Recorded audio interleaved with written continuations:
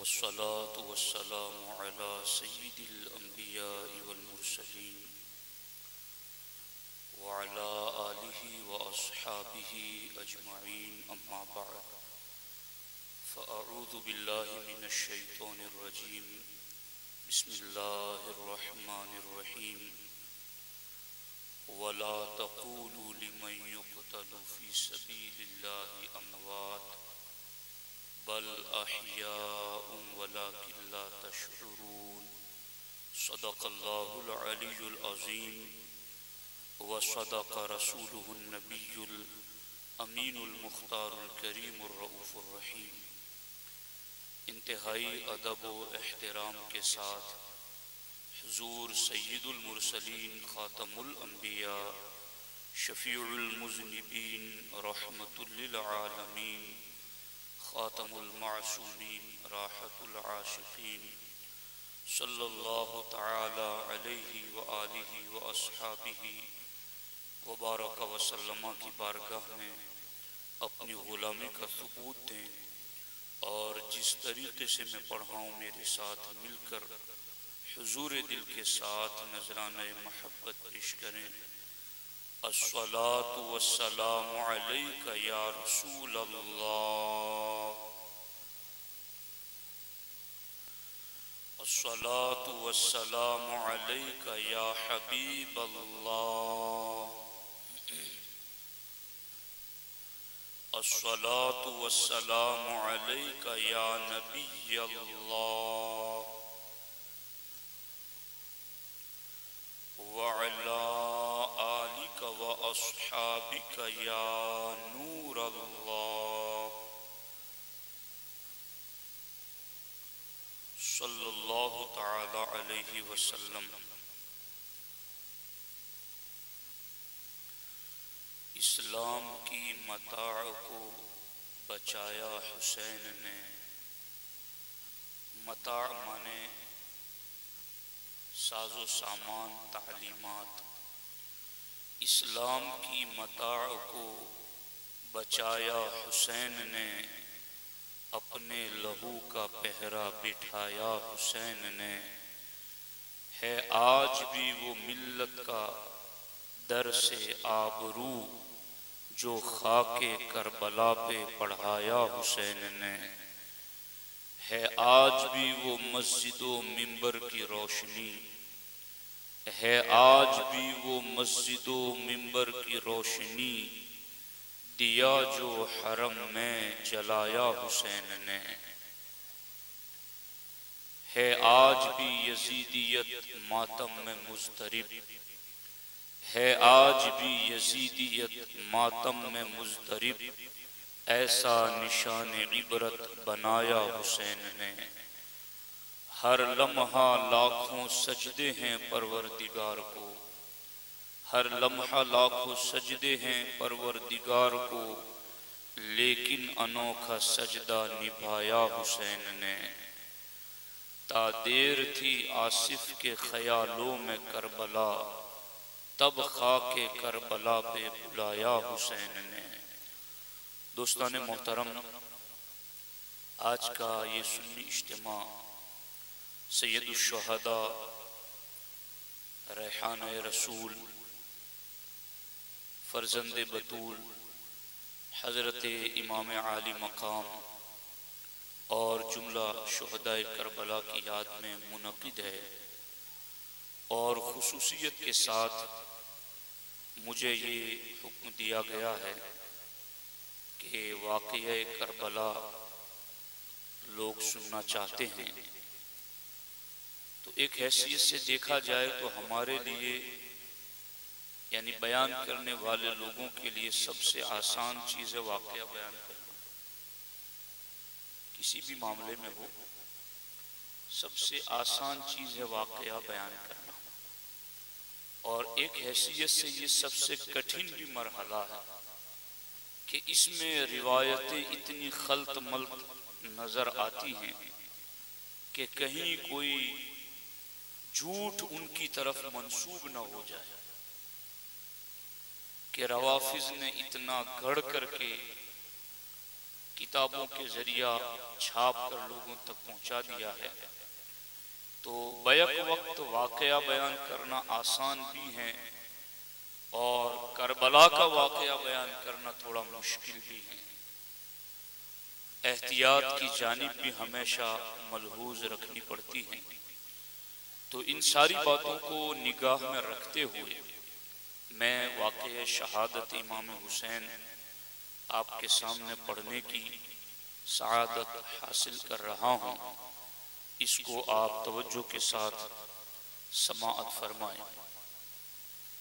दोस्तान मोहतरम, सबसे पहले एक बात आप ये याद रख लें कि जब भी कोई चीज यकीनी तौर पर होने वाली होती है तो उसके फिर होने के असबाब पैदा होते हैं।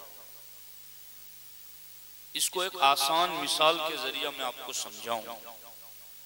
हजरत आदम अलैहिस्सलातु वस्सलाम के बारे में अल्लाह ने फरिश्तों से फरमाया, इन्नी जाइलुन फिल अर्दि खलीफा, कि मैं आदम को जमीन में खलीफा बनाने वाला हूं। फैसला अल्लाह का पहले से ही था कि इन्हें खलीफा जमीन पर बनाया जाए, मगर उनके जमीन पर भेजे जाने का सबब वो गेहूं का दाना बना जो आपने जन्नत में तनावुल फरमाया। तो कोई भी चीज जो होने वाली होती है उसके लिए फिर होने के असबाब पैदा होते हैं। सैयदुल शुहदा इमाम आली मकाम रज़ी अल्लाह ताला अन्हो की शहादत इतनी मशहूर थी और अहले बैत अतहार के दरमियान इनकी शहादत के बारे में हजरत अब्दुल्लाह इब्न अब्बास फरमाते हैं, मा कुन्ना नशुक्कु व अहलुल बैत मुतवाफिरून अन्नल हुसैन इब्न अली युक्तलु बित्तुफ, कि हमें और अक्सर अहले बैत को इस बारे में कोई शुबा ही नहीं था कि इमाम हुसैन रज़ी अल्लाह ताला अन्हु की शहादत करबला में होने वाली है। इसमें किसी को कोई शुबा ही नहीं था, अक्सर अहले बैत। और अल्लाह के रसूल अलैहिस्सलातु वस्सलाम ने तो बाज़ाब्ता जिब्रील के जरिया करबला की मिट्टी भी मंगवाई और वो मिट्टी भी अल्लाह के रसूल अलैहिस्सलाम ने उम्मुल मोमिनीन सैयदा उम्मे सलमा रज़ी अल्लाह ताला अन्हा को अता फरमाई। और सरकार ने फरमाया कि जब ये मिट्टी खून हो जाए तो समझ जाना कि मेरा बेटा शहीद हो चुका है।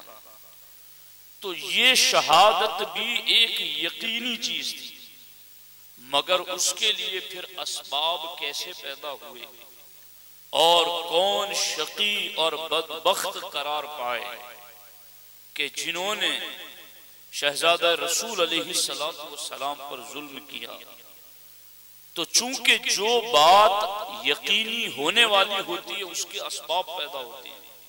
हम उन्हीं असबाब के हवाले से आपके सामने आज मुख्तसर गुफ्तगू करेंगे और जो हिस्सा बाकी रहेगा हम उसको शब आशूर में आपके सामने मुकम्मल करेंगे। असबाब यूं पैदा हुए कि हिजरी सन 60 में जब हजरत अमीर मुआविया रज़ी अल्लाह ताला अन्हो का विसाल हुआ तो उनके बाद हुकूमत की बाग दौड़ यजीद के हाथ में आई और यजीद ने जैसे ही तख्तो ताज को संभाला उसे 3 लोगों से सबसे ज्यादा खतरा था। एक तो नवासे रसूल इमाम हुसैन से था, दूसरा नवासे सिद्दीक अकबर अब्दुल्ला इब्न जुबैर से था और तीसरा शहजादा फारूक आजम अब्दुल्ला इब्न उमर से था। चूंकि ये तीनों बुजुर्ग शख्सियतें वो थी जिन्होंने खिलाफत की गोद में परवरिश पाई थी, जिन्होंने सल्तनत चलाना अपनी आंखों से देखा था और बरत कर सीखा था। तो यजीद को अंदेशा इन्हीं 3 बुजुर्ग शख्सियतों से था। जैसे ही उसने हुकूमत की बाग दौड़ संभाली, फौरन उसने इन 3 शख्सियतों से अपनी बैअत लेने का मुतालबा किया। और जो मदीना के गवर्नर थे वलीद बिन उक़बा, उनको यजीद ने फौरन खत भेजा और उस खत में हजरत अमीर मुआविया रज़ी अल्लाह ताला अन्हु के विसाल की खबर थी और यजीद की बैअत लेने का हुक्म था। बाज़ाब्ता उस खत में ये लिखा हुआ था, इब्नुल असीर के ये अल्फाज है, फ़ख़ुज़ हुसैन व अब्दुल्लाह इब्न उमर व इब्न ज़ुबैर बिल बैअति अख़ज़न लैसा फ़ीही रुख़्सतन हत्ता युबायिउ। यजीद ने ये खत में लिखकर भेजा था कि इमाम हुसैन को, अब्दुल्ला इब्न उमर को और अब्दुल्ला इब्न ज़ुबैर को, इन तीनों को फौरन पकड़ लो और जब तक मेरी बैअत न करें इन्हें छोड़ना नहीं। अब जब ये खत आया तो वलीद बिन उक़बा जो गवर्नर मदीना थे, उन्होंने इमाम हुसैन पाक रज़ी अल्लाह ताला अन्हु और हजरत अब्दुल्ला इब्न ज़ुबैर रज़ी अल्लाह ताला अन्हु को बुलाने के लिए आदमी भेजा। जब ये आदमी इन दोनों को बुलाने के लिए भेजा तो ये दोनों नवासे रसूल और नवासे सिद्दीक़ अकबर, ये दोनों उस वक्त मस्जिद नबवी में तशरीफ फरमा थे। जब वलीद का कासिद आया और कहा कि आपको गवर्नर बुला रहे हैं, तो उन्होंने कहा कि आप चलो हम आते हैं। अब्दुल्ला इब्न ज़ुबैर ने इमाम हुसैन से कहा, क्या ख्याल है आपका, ऐसे वक्त में जबकि गवर्नर साहब किसी से मिलते नहीं हैं, ऐसे वक्त में हमें क्यों बुलाया होगा? ए हुसैन, तुम क्या कहते हो? तो इमाम हुसैन रज़ी अल्लाह ताला अन्हु ने फरमाया, मेरा ख्याल है कि अमीर मुआविया फौत हो चुके हैं और हमें इसलिए बुलाया है कि उनकी वफात की खबर आम होने से पहले वो हमसे यजीद की बैअत ले लें। मुझे लगता है कि इसलिए हमें बुलाया गया है। अब्दुल्ला इब्न ज़ुबैर ने कहा, मेरा गुमान भी यही है कि हमें इसीलिए तलब किया गया होगा। तो ए हुसैन, अब आपका इरादा क्या है? अब्दुल्ला इब्न ज़ुबैर ने पूछा, अब आपका इरादा क्या है? आप क्या करेंगे, जाएंगे या फिर नहीं जाएंगे? तो इमाम हुसैन ने फरमाया, मैं अपने चंद जवानों को लेकर जाऊंगा, उन्हें गवर्नर हाउस के बाहर खड़ा रखूंगा और उन्हें पाबंद करूंगा कि जब तक मैं बाहर ना आ जाऊं तुम्हें यहां से हटना नहीं, और मैं आवाज दूं तो तुम फौरन अंदर आ जाना, मेरी आवाज बुलंद हो तो फौरन तुम अंदर आ जाना, मैं इस तरीके से जरूर जाऊंगा। इमाम हुसैन रज़ी अल्लाह ताला अन्हु अपने चंद जवान साथियों को लेकर गए। जब अंदर गए तो जो बात इमाम हुसैन ने कही थी वही बात वलीद बिन उक़बा गवर्नर मदीना ने पेश की। हजरत इमाम हुसैन ने हजरत मुआविया के विसाल की खबर सुनकर अफसोस का इजहार किया और उसके बाद जब यजीद की बैअत की बात आई तो इमाम हुसैन रज़ी अल्लाह ताला अन्हु ने फरमाया कि मेरे जैसा आदमी इस तरह छुप करके बैअत नहीं कर सकता, आप खुलेआम बैअत का ऐलान करो, जब लोग बैअत करेंगे तो मैं भी सोचूंगा। इस तरह से जब हजरत इमाम हुसैन ने कहा तो वलीद बिन उक़बा ने उन्हें रुखसती दी कि आप ठीक है तशरीफ ले जाएं। वहीं पर मरवान भी बैठा हुआ था। मरवान ने वलीद बिन उक़बा से कहा कि इन्हें पकड़ करके कैद में डाल दो, यहां से न निकलने दो और इनसे बैअत लेकर छोड़ो, और अगर बैअत न करे तो इनको कत्ल कर दो। जब ये बात मरवान ने की तो हजरत इमाम हुसैन रज़ी अल्लाह ताला अन्हु ने गजबनाक होकर इरशाद फरमाया, ए इब्नु ज़रक़ा, क्या ये मुझे कत्ल करेगा या तू मुझे कत्ल करेगा? और फिर आप नाराज होकर के वहां से बाहर तशरीफ ले गए। उसके बाद उसी दिन हजरत अब्दुल्ला इब्ने जुबैर रदी अल्लाह ताला अन्हु तो दोपहर होने से पहले पहले ही मदीना छोड़ करके मक्का की तरफ चल पड़े। जिन तीन को कहा गया था उनमें से एक तो मक्के की तरफ रवाना हो गए। इमाम हुसैन रदी अल्लाह ताला अन्हु को फिर शाम को कासिद भेजा बुलाने के लिए। तो इमाम हुसैन रदी अल्लाह ताला अन्हु ने इरशाद फरमाया, अभी रात हो चुकी है, सुबह होने दो, इसके बाद कोई फैसला किया जाएगा। उस पर भी वलीद बिन उकबा मुतमईन हो गया। अच्छा, मरवान ने जब हजरत इमाम पाक को कत्ल करने का मशवरा दिया था तो वलीद बिन उकबा ने कहा था कि मुझे पूरी दुनिया की हुकूमत भी मिल जाए फिर भी मैं शहजादा रसूल अलैहि सलाम को कत्ल करने वाला गुनाह नहीं कर सकता, इसलिए कि मैं समझता हूं कि कयामत के दिन जिससे हुसैन इब्ने अली के खून के बारे में सवाल होगा उसकी नेकियों का परला सबसे हल्का होगा, तो मैं ये गुनाह नहीं कर सकता। हालांकि ये वलीद बिन उकबा बिन अबू सुफियान हजरत मुआविया के चचाजाद बेटे थे,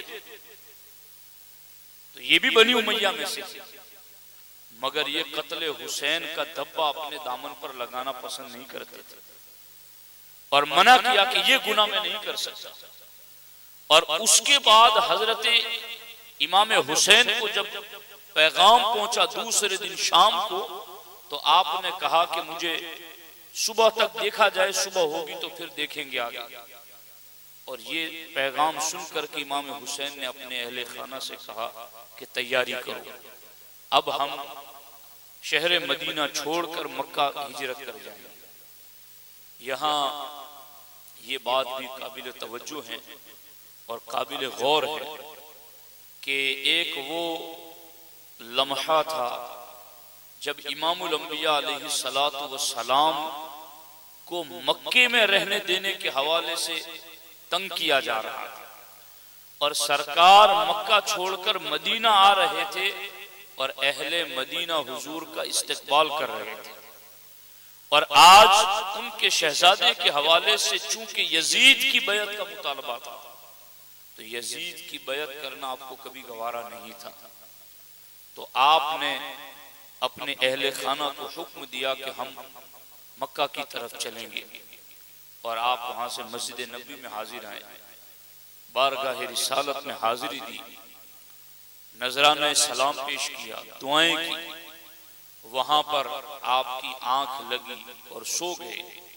तो अल्लाह के रसूल अलैहि सलातु वस्सलाम ख्वाब में तशरीफ लाए और सरकार दो आलम सल्लल्लाहु ताला अलैहि वसल्लम ने उनको उनकी शहादत की खबर दी कि ये तुम्हारी शहादत के असबाब बन रहे हैं। फिर आपकी आंख खुली, सलाम अकीदत पेश करके जब आप घर आए, सामान तैयार था, सवारियां तैयार थी, रात का पिछला पहर था, आप और आपके अहले बैत वो सवार होकर के जब जाने का इरादा किया तो आपके भाई मोहम्मद बिन हनफिया रदी अल्लाह ताला अन्हु उनसे मुलाकात हुई। तो मोहम्मद बिन हनफिया ने मशवरा देते हुए कहा, मेरे भाई हुसैन, इस वक्त मैं तुमसे ज्यादा किसी और को महबूब नहीं रखता और तमाम खल्के खुदा में किसी को अमरे खिलाफत का तुमसे ज्यादा मुस्तहिक भी नहीं मानता, लेकिन खैर खाही करते हुए मेरा मशवरा यह है कि जहां तक हो सके आप यजीद की बैत से भी दूर रहें और किसी मखसूस शहर के इरादे से भी अलग रहें, किसी मखसूस शहर में न जाना, देहात और रेगिस्तान में कयाम करें। इस तरह के मशवरे हजरत मोहम्मद बिन हनफिया रदी अल्लाह ताला अन्हु से आपने सुने। और उसके बाद इमाम हुसैन ने कहा कि अगर मैं किसी मखसूस शहर न जाऊं, देहात में जाऊं, तो फिर इस वक्त मैं मक्कतुल मुकर्रमा का इरादा रखता हूं तो आपका इस हवाले से क्या इरादा है, क्या मशवरा है? तो मोहम्मद बिन हनफिया ने कहा कि आप शहर मक्का जरूर जाएं और वहां जाकर के आप ठहरे, वहां से आगे की कोई ना कोई तदबीर जरूर बन जाएगी। ये इमाम हुसैन का भी फैसला था और हजरत मोहम्मद बिन हनफिया रज़ियल्लाहु ताला अन्हु का मशवरा भी था। आपने इनकी बात सुन करके फिर मक्कतुल मुकर्रमा की तरफ आपने अपने सफर का आगाज फरमाया और बाज़ाब्ता ये शाबानुल मुअज़्ज़म में आप निकले थे। यहां से हरम रसूल अलैहिस्सलाम से हरम मक्का के लिए आप शाबानुल मुअज़्ज़म में निकले थे। फिर शाबान का पूरा महीना, रमजान का पूरा महीना, शव्वाल का पूरा महीना, ज़ी क़ादा का पूरा महीना और ज़िल हिज्जा के इब्तिदाई 7 दिन तक आप मक्कतुल मुकर्रमा ही में क़याम पज़ीर रहे और हजरत अब्बास इब्न अब्दुल मुत्तलिब के घर आप रुके हुए थे। इस तरह से आपने ये लंबा टाइम शाबान, रमजान, शव्वाल, ज़ी क़ादा और ज़िल हिज्जा की इब्तिदाई 7 दिन यानी 4 महीने और तकरीबन 5 दिन के करीब जो बनते हैं आप मक्कतुल मुकर्रमा में रहे।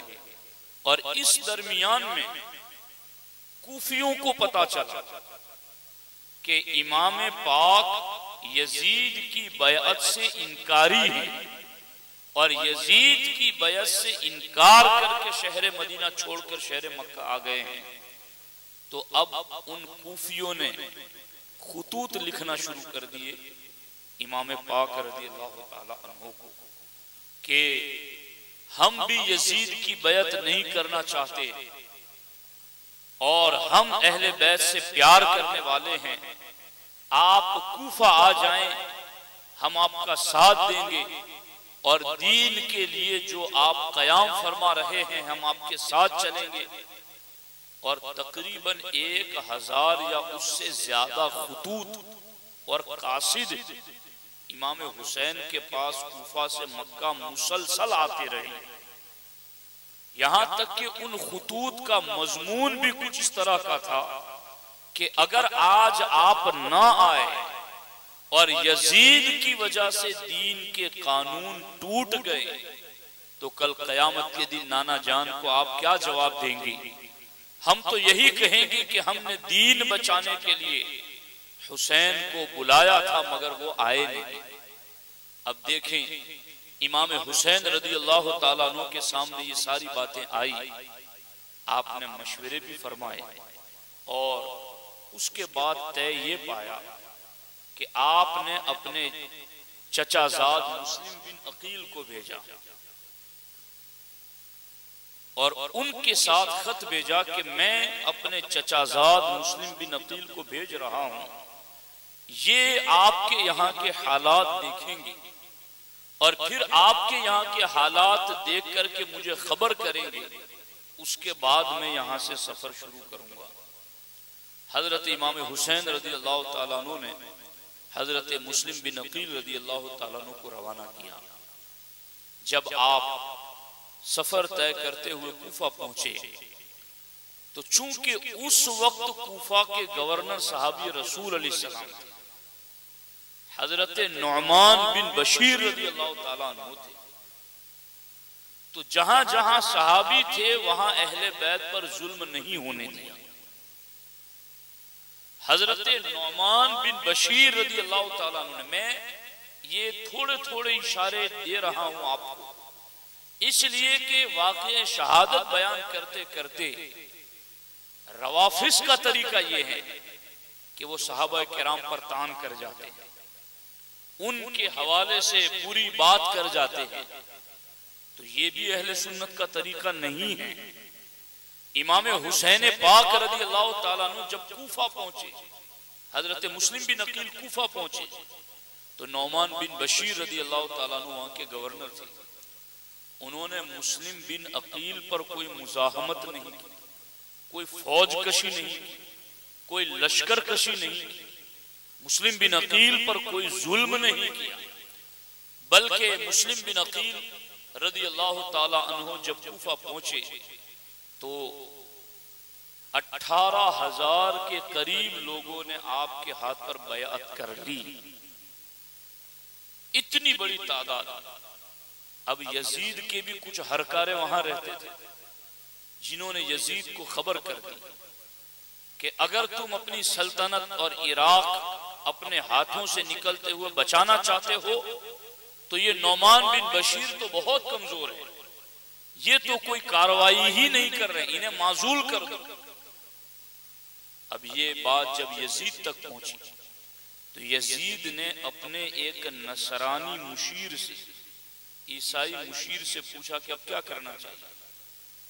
तो उसने मशवरा दिया कि उबैदुल्लाह इब्ने जियाद को कूफा का भी गवर्नर बना दो, बसरा का तो वो है, और यजीद ये चाहता था कि उबैदुल्लाह इब्ने जियाद को बसरा की गवर्नरी से भी हटा दे। और उबैदुल्लाह इब्ने जियाद को इसका पता था कि ये मुझे हटा देगा, मगर जब उसको हटाने की बजाय दोहरी दोहरी हुकूमत मिल रही थी तो ये दुनिया क्या कुछ नहीं कराती। क्या रह गई उसकी हुकूमतें, क्या रह गया यजीद का तख्तो ताज या उबैदुल्लाह इब्ने जियाद की हुकूमतें, सब कुछ उनका खत्म हो गया। मगर हुसैन इब्ने अली और मुस्लिम बिन अकील की हुकूमतें आज भी अहले ईमान के दिलों पर जारी हैं। एहतराम से, अकीदत से उनका जिक्र है, हो रहा है। हमारे लिए भी इसमें नसीहतें हैं कि आज भाइयों में, पड़ोसियों में, रिश्तेदारों में वरासत के मसले हो, बंटवारे के मसले हो, देखो बातें कहां से कहां तक पहुंच जाती हैं। एक जमीन, एक खेत है और उसी के लिए कहीं कहीं मर्डर हो गए, मगर किसी एक को भी उस जमीन में भी दफन होना नसीब न हुआ। तो जहां में इबरत के नमूने 400 है। अब उबैदुल्लाह इब्ने जियाद को जब यजीद का खत पहुंचा कि हाँ तुम्हें फौरन मैं भेजता हूं कि तुम कूफा और इराक के गवर्नर हो, मुस्लिम बिन अकील को गिरफ्तार करो और जहां पाओ उन्हें कत्ल कर दो। जब ये बात उबैदुल्लाह इब्ने जियाद को पहुंची, इधर मुस्लिम बिन अकील के हाथ पर दिन बदिन बैअत करने वालों की तादाद बढ़ती जा रही थी। और इमाम हुसैन पाक रदियल्लाहु ताला अन्हु ने फरमाया था कि जब तुम्हें इत्मीनान हो जाए तो मुझे खत लिख देना, मैं भी आ जाऊंगा।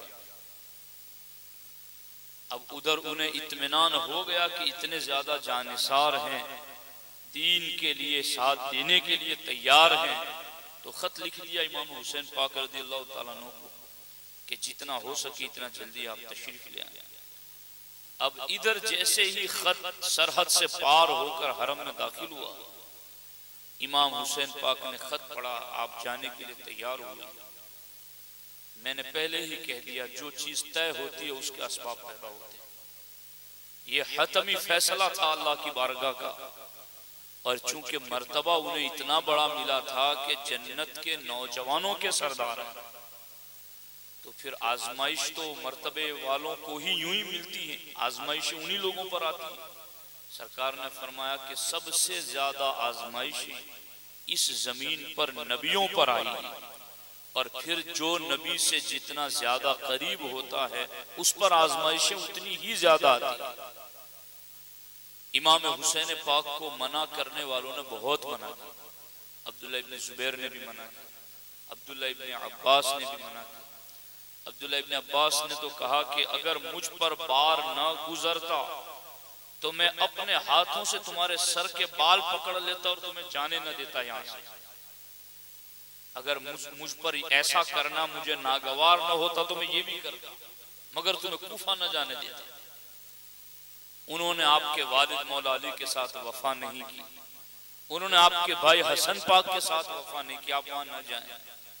इमाम हुसैन ने कहा लो देखो तुम मुझे मना करते थे तो मैंने हुज्जत पूरी करने के लिए मुस्लिम बिन अकील को भेजा, मैं न गया, और वहां से अब खत भी आ गया है। अब मेरे पास कोई दलील नहीं रह जाती कि मैं दीन के लिए न जाऊं। अब भी अगर मैं न गया तो कयामत के दिन मेरी बाज़पुर्स होगी, मैं क्या जवाब दूंगा? सैयदुश शुहदा इमाम आली मकाम रज़ी अल्लाह ताला अन्हु यहां से कूफा के लिए निकले और उधर हालात यूं बदले कि उबैदुल्लाह इब्ने ज़ियाद अपने सिपह सालारों को लेकर अपना लिबास बदल करके, अपना रास्ता बदल कर उस रास्ते से हिजाजी लिबास में आया जिस रास्ते से हरम से बंदे आते हैं, और वही लिबास अहले हिजाज वाला, चेहरा ढका हुआ था। लोग मुस्लिम बिन अकील रज़ी अल्लाह ताला अन्हु के खत की वजह से इमाम हुसैन के इंतजार में थे। उबैदुल्लाह इब्ने ज़ियाद जब दाखिल हुआ कूफा में, तो उसने जो इस्तकबाल करने वाले थे इमाम हुसैन के, उन्होंने समझा कि इमाम हुसैन तशरीफ लाए हैं, तो मरहबा या इब्न बिनती रसूलिल्लाह सल्लल्लाहु अलैहि वसल्लम, ऐ नबी की बेटी के शहजादे तुम्हें मुबारक हो। और यूं उबैदुल्लाह इब्ने ज़ियाद को इस तरह के नारों में लेके चले, मगर उन्हें खौफ उस वक्त हुआ कि जब ये आने वाला गवर्नर हाउस की तरफ जाने लगा तो इन्हें लगा कि ये कौन है। फिर वो गवर्नर हाउस के अंदर दाखिल हो गया और अंदर से बंद कर दिया, और उबैदुल्लाह इब्ने ज़ियाद ने सबसे पहले मुस्लिम बिन अकील रज़ी अल्लाह ताला अन्हु का पता लगाने के लिए एक आदमी को 3000 दिरहम दिए और कहा, मैं तुम्हें ये पैसे देता हूं, जाओ पूरे शहर कूफा में घूमो कहां है वो, और जो उनका मुहिब मिले उससे ये कहो कि मैं तो कूफा के बाहर हल्ब से आया, ये कहना कि मैं हल्ब से आया हूं और सुना है कि मुस्लिम बिन अकील आए हुए हैं यहाँ कूफा में, तो मैं उनकी बैत करने आया हूं और ये पैसे मेरे पास उनकी मदद करने आया। तो जब ये पूछते पूछते इब्ने अशअश तक पहुंचा तो उन्होंने बता दिया कि मैं तुम्हें उनका पता बताता हूं, क्योंकि उन्हें ऐसा लगा कि ये कोई मुहिब अहले बैत है और ये वाकई में बैत के लिए आए हैं, मदद के लिए आए हैं। जब उनके पास ले जाया गया तो बहुत अच्छे तरीके से वो पेश आया और जो रकम थी वो भी दे दी, और वहां से निकलकर सीधा उबैदुल्लाह इब्ने ज़ियाद के पास गया और खबर कर दी कि वो कहां है। जब उबैदुल्लाह इब्ने ज़ियाद ने उस घर के मालिक को बुलाया तो उन्होंने बात टालने की कोशिश की, मगर फौरन उबैदुल्लाह इब्ने ज़ियाद ने अपने उस कासिद को बाहर निकाला जो 3000 उसके मकान में मुस्लिम बिन अकील को दे के आया था। उसने आया तो वो शर्मिंदा हो गए। उन्होंने कहा कि हाँ मेरे घर में थे वो, लेकिन मैंने उन्हें बुलाया नहीं था, वो मेरे घर में आ गए थे तो मैं उन्हें निकाल ना सका, लेकिन अभी इस वक्त वो मेरे घर में नहीं है। और फिर उसके बाद ढूंढ लगी तो कहीं मिल नहीं रहे थे, और इतने में उबैदुल्लाह इब्ने ज़ियाद ने देखा कि उसके दरबार में हजरत हानी नजर नहीं आते। तो कहा कि कूफा के सारे बड़े बड़े अमीर मेरे पास आए मगर हानी क्यों नहीं आ रहा? हानी बिन उरवा का उन्हें बुलाया गया। मुस्लिम बिन अकील उन्हीं के घर में थे। हजरत हानी जब वहां तशरीफ लाए और फिर जब वो तशरीफ लाए वहां पर उनको मारा भी गया, और उनके मारे जाने पर उनके पूरे कबीले के अफराद गवर्नर हाउस को घेर लेते, और गवर्नर हाउस को घेर करके उबैदुल्लाह इब्ने ज़ियाद के लिए सख्ती पैदा कर देते हैं। वो डर गया, मगर उसने हजरत हानी पर या किसी और पर दबाव बना करके कहा कि मैं जो कह रहा हूं इस दीवार के ऊपर जाकर के वही कहो वरना सर तन से जुदा कर दूंगा। तो जो आए हुए थे उनसे ये कहलवाया कि इन्हें तो सिर्फ तहकीकात के लिए बुलाया है, इन्हें कत्ल करने का इरादा नहीं है। ये कहा तो फिर सारे के सारे लोग मुंतशिर हो गए कि चलो तहकीकात के लिए बुलाया होगा। इस तरह से हजरत हानी को भी शहीद कर दिया, और हजरत मुस्लिम बिन अकील रज़ी अल्लाह ताला अन्हु को फिर गिरफ्तार करने के लिए इन्होंने उबैदुल्लाह इब्ने ज़ियाद ने अपने अफराद भेजे। तो कई लोग मिलकर के भी हजरत मुस्लिम बिन अकील को पकड़ न सके। चूंकि मुकाबला सामने सामने होता था तो किसी में जुर्रत नहीं थी कि इनका मुकाबला कर सके, इनके सामने लड़ सके। छतों पर चढ़ करके इन्होंने तीर बरसाए, पत्थर बरसाए। हजरत मुस्लिम बिन अकील रज़ी अल्लाह ताला अन्हु को जख्म लगे। आप एक दीवार की टेक से बैठ गए। एक शख्स ने आगे बढ़ करके कहा कि मैं आपको अमान देता हूं, आपको कुछ नहीं होगा। और फिर इस तरह से हजरत मुस्लिम बिन अकील फरमाने लगे कि तेरी अमान पर मुझे एतमाद नहीं है। लेकिन हालात ऐसे थे कि सवारी लाई गई, आप उस पर सवार हुए और उबैदुल्लाह इब्न ज़ियाद के पास ले जाया गया। वहां जाकर के जिसने अमान दी थी उसने उबैदुल्लाह इब्न ज़ियाद को कहा कि इन्हें कुछ करना नहीं, मैंने इन्हें अमान दी हुई है। तो उबैदुल्लाह इब्न ज़ियाद ने कहा कि तुझे अमान देने के लिए किसने कहा था और तेरी अमान की मेरे नजदीक क्या हैसियत है। फिर इस तरीके से हजरत मुस्लिम बिन अकील रज़ी अल्लाह ताला अन्हु को भी उन्होंने शहीद कर दिया। और हजरत मुस्लिम बिन अकील रज़ी अल्लाह ताला अन्हु ने जो वसीयत करना चाही थी अपने इंतकाल से पहले, शहादत से पहले, अम्र बिन साद को कहा कि मैं, तू मेरा करीबी लगता है तो मैं तुझे कुछ वसीयत करना चाहता हूं। तो अम्र बिन साद ने कहा कि मैं तुम्हारी वसीयत सुनना नहीं चाहता। तो उबैदुल्लाह इब्न ज़ियाद ने कहा कोई बात नहीं, सुन लो। तन्हाई में ले गए और तन्हाई में ले जाकर के कहा कि मेरी पहली वसीयत तो ये है कि मेरे भाई हुसैन इब्न अली को खबर कर दो कि यहाँ के हालात बदल गए हैं, वो जहां है वहीं से वापस चले जाएं। और दूसरी मेरी वसीयत ये है कि मेरे चंद हजार दिरहम लोगों का मुझ पर कर्ज है, वो मेरी तरफ से अदा कर देना। और तीसरी मेरी वसीयत ये है कि मेरी शहादत के बाद मुझे किसी अच्छी जगह पर दफन कर देना। ये तीनों वसीयतें तन्हाई में ले जाकर की। उसने फौरन आकर उबैदुल्लाह इब्न ज़ियाद को बता दिया कि ये वसीयतें की हैं और इन वसीयतों में से किसी भी वसीयत को पूरा न किया गया। और हजरत मुस्लिम बिन अकील रज़ी अल्लाह ताला अन्हु यूं जामे शहादत नौश करते हैं।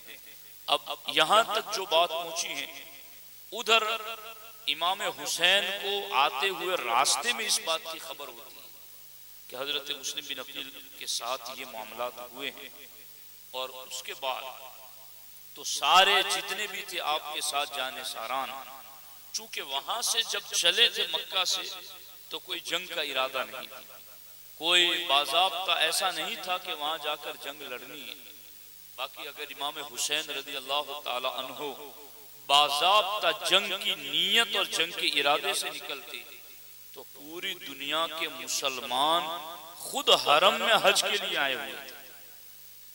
कहीं किसी मुल्क बुलाने जाने की जरूरत नहीं थी और कहीं किसी तरफ कासिद भेजने की भी जरूरत नहीं थी, बल्कि यहां खड़े रह करके जब 7 ज़िलहिज्जा को कल से एहराम बांधना था और कल से तवाफ करके जाना था मिना की तरफ और मुज़दलिफ़ा अरफात की तरफ।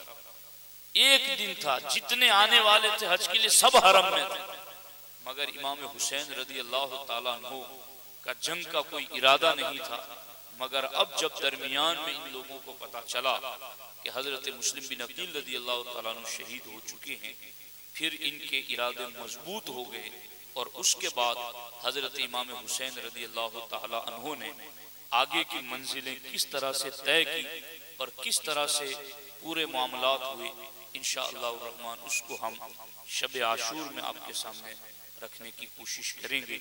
लेकिन मैंने इतना नतीजा अखज़ किया वाक़या करबला से कि यजीद ने और यजीद के कारिंदे उबैदुल्लाह इब्न ज़ियाद ने और उबैदुल्लाह इब्न ज़ियाद ने जो अम्र बिन साद को मुकर्रर किया, यजीद ने भी ये गुनाह अपनी हुकूमत के लिए किया। उबैदुल्लाह इब्न ज़ियाद ने भी ज्यादा गवर्नरी के लिए किया और उबैदुल्लाह इब्न ज़ियाद ने जिसको कूफा भेजा था उसको भी रय के इलाके की हुकूमत का वादा किया कि तू ये काम कर देगा तो तुझे रय के इलाके की हुकूमत दे दी जाएगी। तो पता चला कि ये दुनियावी मालो मनाल और दुनियावी तख्तो ताज का नशा जब जहन दिमाग पर छा जाता है तो उसके लिए फिर इस तरह की तबाहियां मुकद्दर हो जाती हैं जिसको सोचा नहीं जा सकता। तो मेरे भाइयों, दुनिया एक पुल है जिससे गुजर करके हमें जन्नत तक जाना है। ये दुनिया यूं नहीं है कि इसके बारे में कहा गया हो खालिदीन फीहा अबदा, ये तो हमेशा रहने की जगह नहीं, ये हमेशा रहेगी ना हम और आप हमेशा रहेंगे। लेकिन जन्नत भी हमेशा रहेगी, जन्नत में रहने वाले भी उसमें हमेशा रहेंगे। तो वाक़या करबला हमें ये बताता है कि दीन के लिए चलने वालों की इज्जत क्या होती है और दीन के लिए चलने वालों का मकाम और मर्तबा क्या होता है, और दुनिया के लिए चलने वाले जो दीन को छोड़कर चलते हैं उनका अंजाम क्या होता है। हमें इन चीज़ों से नसीहत पकड़नी चाहिए।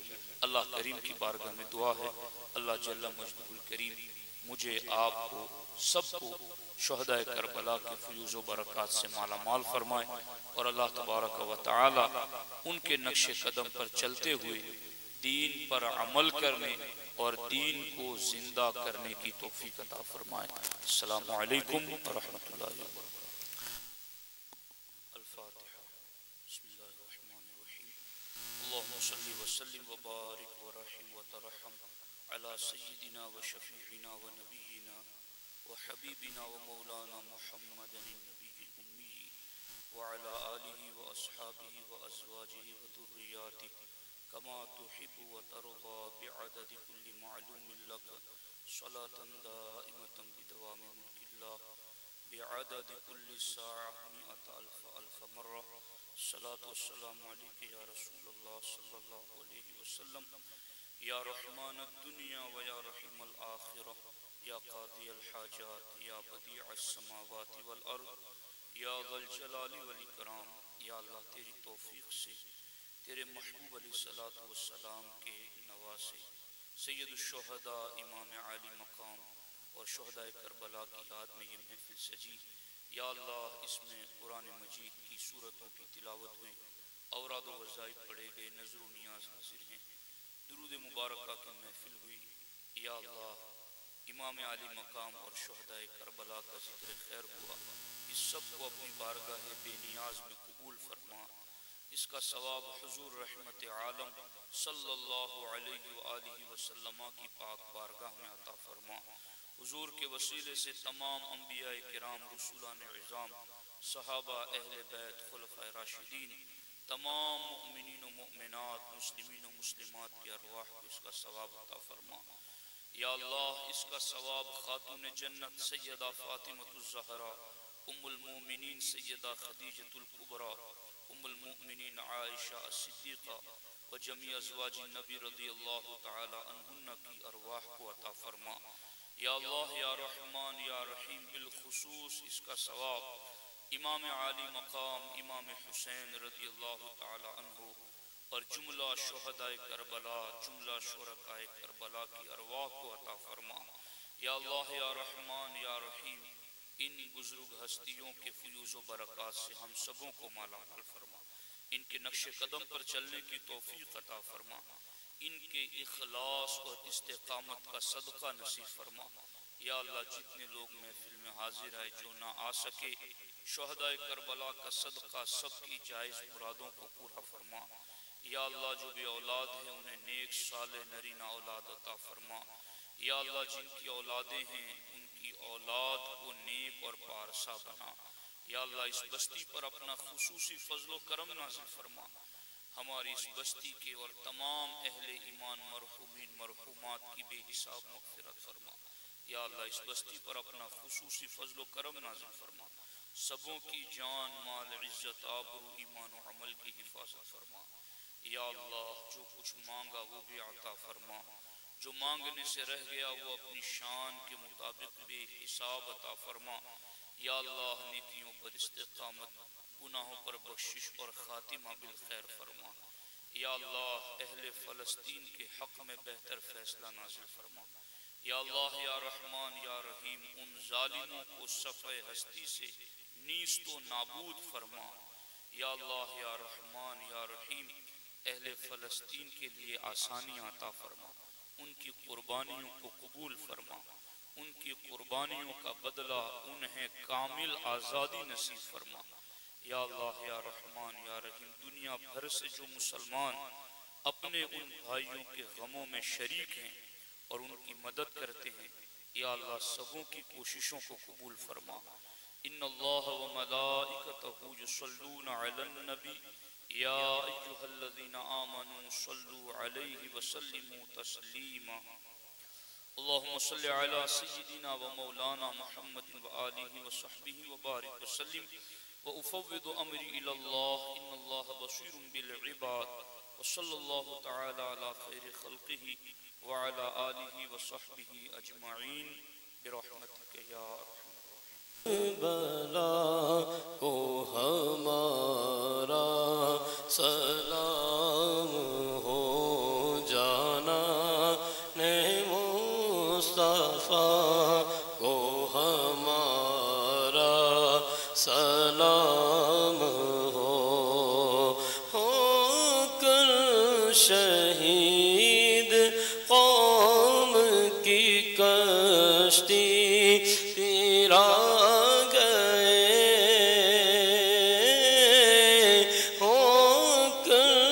शहीद कौम की कश्ती तेरा गए, उम्मत के ना खुदा को हमारा सलाम हो।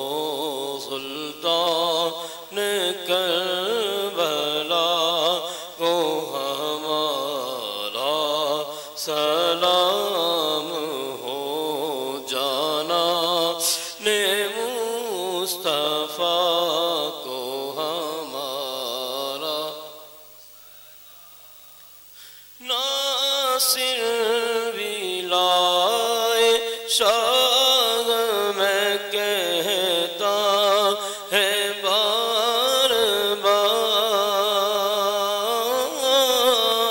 नासिर विलाए शाह मैं कहता है बार बार, मेहमान करबला को हमारा सलाम हो। सुल्तान करबला को हमारा सलाम हो जाना ने मुस्तफा को हमारा। अस्सलातु वस्सलामु अलैका या रसूल अल्लाह, अस्सलातु वस्सलामु अलैका या हबीब अल्लाह व अला आलिका व अस्हाबिका या शफीअना यौमल जज़ा। इन्नल्लाह व मलाइकतहु युसल्लूना अलन नबी या अय्युहल्लज़ीना आमनू सल्लू अलैहि व सल्लिमू तस्लीमा। अल्लाहुम्मा सल्लि अला सय्यिदिना ومولانا محمد وعلى آل محمد وبارك وسلم صلاة وسلاما عليك يا رسول الله صلى الله تعالى عليك وسلم. سبحان ربك رب العزة عما يصفون وسلام على المرسلين والحمد لله رب العالمين.